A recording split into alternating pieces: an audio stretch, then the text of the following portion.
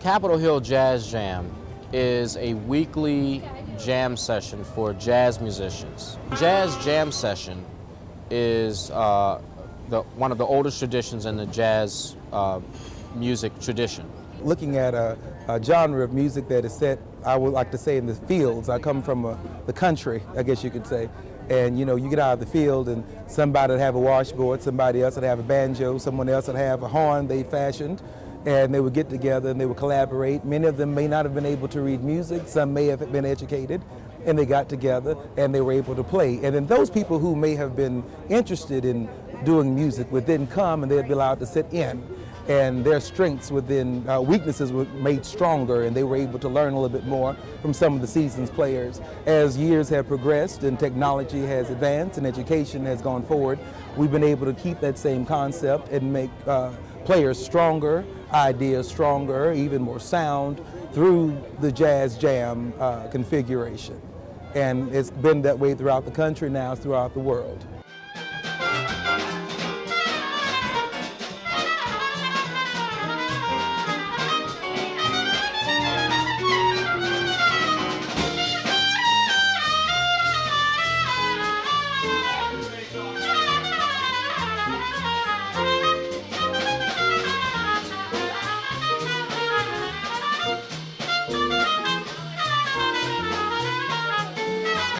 So my history with jazz began with my father introducing me to the saxophonist John Coltrane.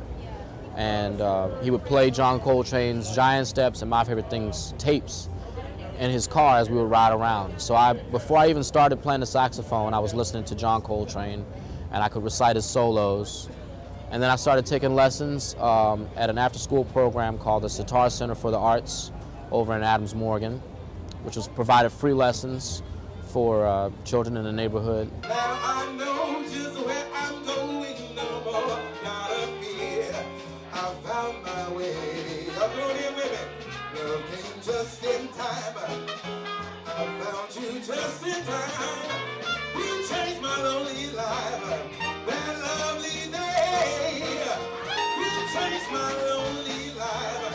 That lovely day. You changed my lonely life.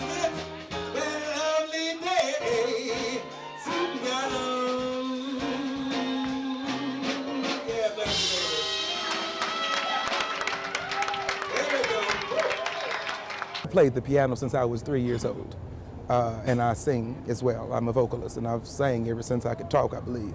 And those two things, I'm very grateful. If I need a therapist, I sing. My music is my therapy as well. When I'm trying to figure things out, my music helps me make up my mind, I guess you could say. But I think the piano and voice, as far as jazz is concerned, is in a unique time because jazz is evolving with hip hop and the collaborations and the fusion. It's pretty exciting to be both, and it's unique to be able to do both because if ever my band is crapping out on me, I can kick someone off an instrument and get on myself and take care of it. So it feels good to be able to do that. And so I love Jesus, but I cuss a little on stage, so that's how we make this thing happen, right? All the jam sessions in DC exist only in Northwest. So this is the only jam session in Southeast. This is the only jam session that's run by a district resident, born and raised. So I thought that and then to find out that Roberta Flack performed here, and to know that this was a place that was promoted jazz and was protective of the black people during the 70s. It's so many layers of connection.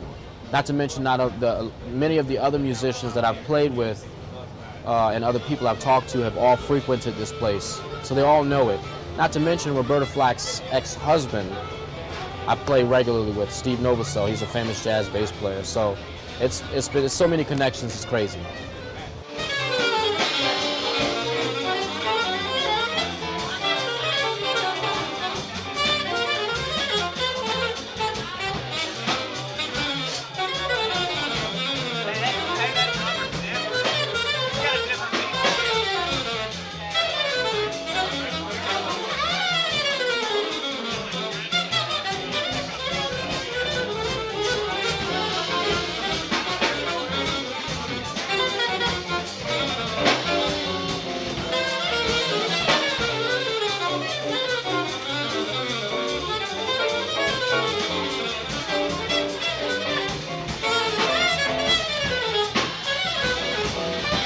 my first apartment was a block away on 6th and D, right up the street here.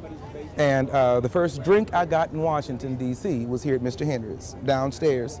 And now that they have refurbished Mr. Henry's upstairs to the grandeur in which it once had when Roberta Flack started, it's amazing to be in a place where we know for a fact that the juice is here.